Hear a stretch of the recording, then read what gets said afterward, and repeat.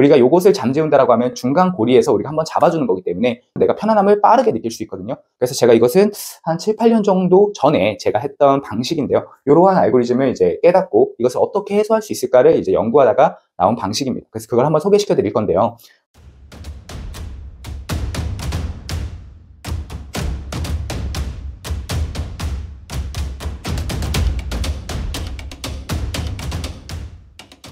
이번 영상에서는 마음이 불편한 근본적인 원인과 알고리즘, 그리고 해결법, 그 해결법에서도 단기적으로 지금 바로 효능감을 느낄 수 있는 그런 기술과 더불어서 근본적인 해결법까지 모두 영상에 담았으니 꼭 끝까지 봐주시길 바랍니다. 일단은 마음이 왜 불편해지는가 라고 했을 때 핵심을 우리가 볼 필요가 있는데요. 마음이 불편한 것의 핵심은 심장의 긴장입니다. 우리가 심장이 긴장되면 불안하고 불편을 느끼는데요. 왜냐하면 심장이 긴장되면은 혈압이 올라가게 되고 혹은 떨어지게 됩니다. 그러니까 혈압이 비정상으로 되는 거죠. 그 다음에 두 번째로 심장이 긴장되면 양옆에 있는 폐도 긴장되기 때문에 호흡이 가빠집니다. 그러니까 호흡이 비정상이 되는 것이죠. 그러므로 인해서 불편하고 불안함을 더 크게 느끼는 거고요. 특히 이제 심장이 긴장되면 주변에 있는 근육들이 긴장이 되거든요. 횡격막, 그 다음에 여기 있는 위, 간, 그 다음에 신장, 여기 명치 부근에 있는 장기들이 긴장이 되면서 위에서 아래로 내려가는 순환이 제대로 안 되다 보니까 여기 있는 모든 장기들의 기능이 저하되게 되고요. 우리가 흡사 채기, 그러니까 명치에 뭐가 돌이 얹어진 것처럼 그러니까 뭔가 불편함을 많이 느끼는 거죠.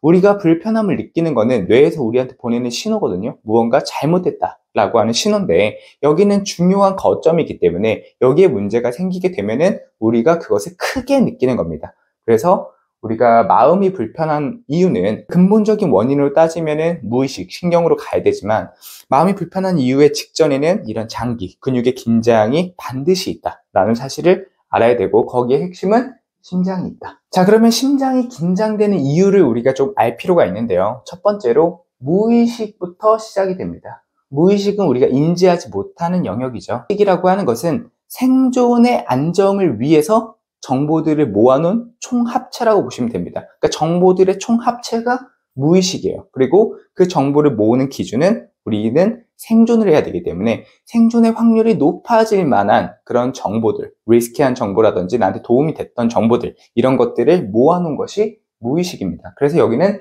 생존 확률에 반응을 합니다. 근데 무의식적으로 내가 생존에 불안이 생겼을 때 무의식에서 나한테, 뇌한테, 현재 의식한테 경고장을 자꾸만 보냅니다. 그것이 우리가 흔히 말하는 생각이라고 하는 것인데요. 그래서 생존의 안정이 불안해질수록 생각이 많아진다. 내가 생각이 많은 상태라면 나는 지금 무의식적으로 생존의 불안을 느끼는구나 라고 알고 계셔야 됩니다.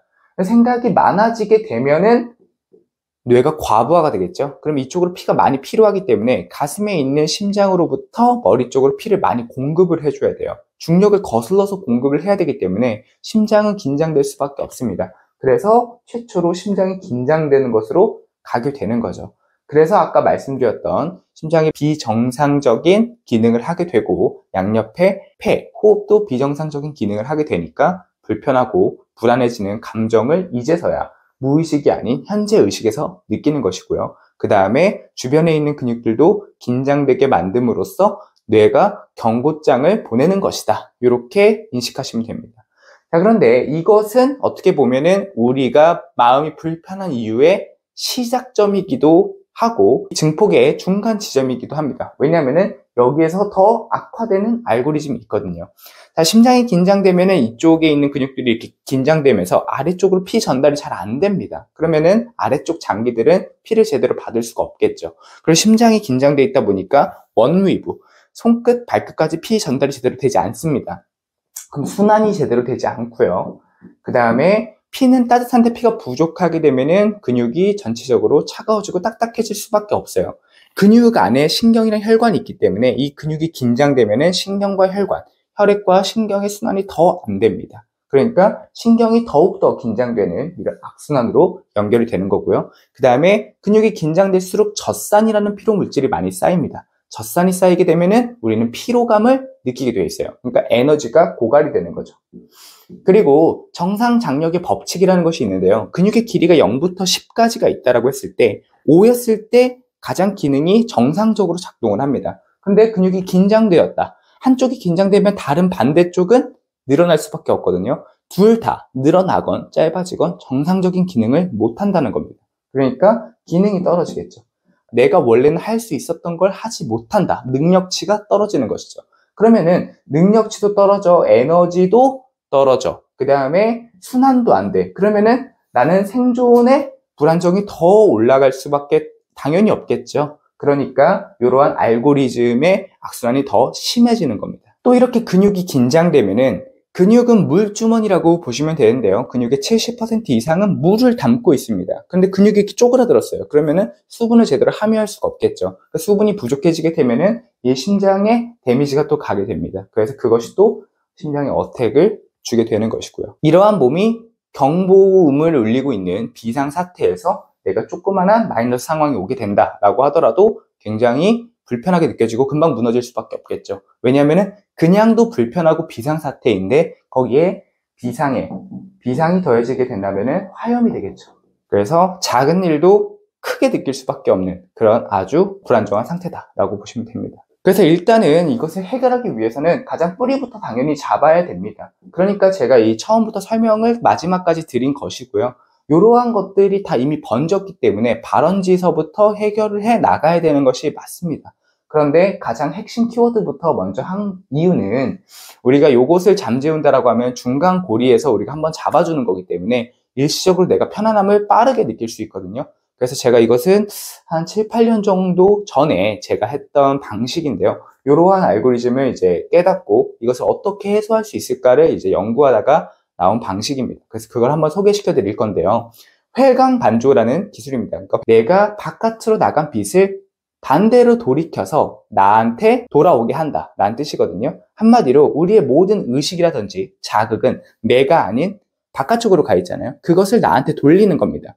그리고 내가 바깥을 인식하고 느낄 때는 오감을 통해서 느끼는데요. 오감과 반대의 영역인 육감, 느낀다는 거죠. 내가 나를 느낌으로 인해서 요것에 기량을 해주는 겁니다. 그러니까 이렇게 하는 작용이 문제다. 그러면 반대로 해주는 거죠. 그래서 여기에다가 타겟을 심장으로 잡아주는 겁니다. 그래서 눈을 감거나 혹은 감지 않으셔도 됩니다. 그래서 손을 내가 이렇게 상상을 하셔도 돼요. 혹은 그냥 이렇게 하셔도 됩니다. 그래서 가슴 위치에다가 두시고 얘를 이렇게 반대로 돌리세요. 그래서 내가 이렇게 나가는 게 의식이고 이 의식을 내 가슴 쪽, 그러니까 이 가슴의 명치에 보시면은 뼈가 하나 있습니다. 거기보다 살짝 위, 이쪽을 내가 느낀다. 이런 개념으로 있어주시면 됩니다. 그래서 눈을 감고 하실 때는 여기에 뭔가 물체 하나가 이렇게 있고 이것이 나를 보고 있다. 그러니까 앞에 있는 이 물체가 나를 바라보고 있는 거예요. 그리고 나의 부위 중에는 이 가슴 쪽입니다. 여기를 바라보고 있다라고 한 상태로 이제 한 10분이라든지 15분 정도 계셔주시면은 뭔가 쫙 내려가면서 여기가 펴지는 것이 느껴질 겁니다. 내려가는 이유는 이 신경이 이완돼서 내려가는 것이고요. 그 다음에 뭔가 펴지는 느낌은 아까 말씀드렸던 그 심장이라고 하는 근육의 긴장으로 인해서 주변 근육이 수축됐던 것들이 풀리는 그런 상황 때문에 벌어지는 일입니다. 자, 이렇게 단기적인 기술을 알려드렸는데요. 제가 단기적인 기술로는 모든 문제를 해결할 수 없다라고 저는 믿고요. 왜 그렇게 믿을 수밖에 없냐면은 이렇게 된다라고 했을 때는 저도 계속 이렇게 했겠죠. 그런데 지금 제가 말씀드렸다시피 너무 많은 요인들이 겹쳐져 있잖아요. 그렇기 때문에 마치 이것만으로도 모든 불안이 해소돼 라고 이야기를 하는 것은 코끼리의 한쪽만 만져놓고 코끼리는 이렇게 생겼어 라고 얘기하는 거랑 똑같거든요. 저도 과거에 그런 실수를 했고 그런 정보들에 더 눈이 갔습니다. 근데 뭐 지금 보면은 여러 가지 정보들이 있잖아요. 뿐만에 해결하는 방법.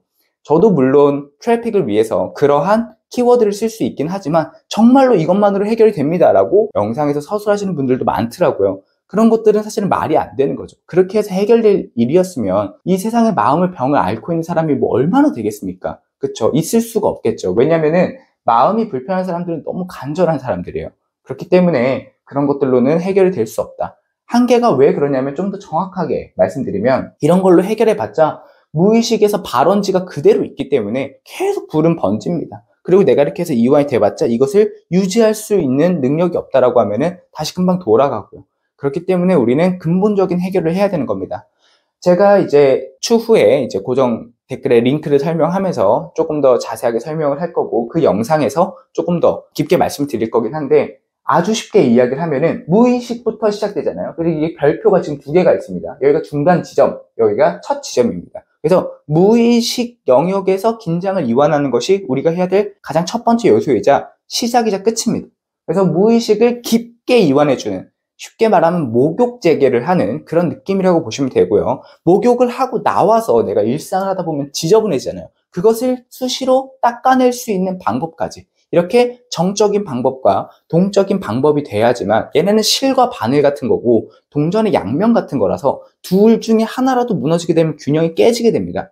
내가 깊게 날 무의식이 이완하는 것이 없다라고 하면 일상 중에 내가 아무리 씻더라도 결국에는 점점 더러워질 수밖에 없는 거예요. 왜냐하면 집중해서 하지 않고 일상이 우선이고 두 번째가 씻는 거니까요.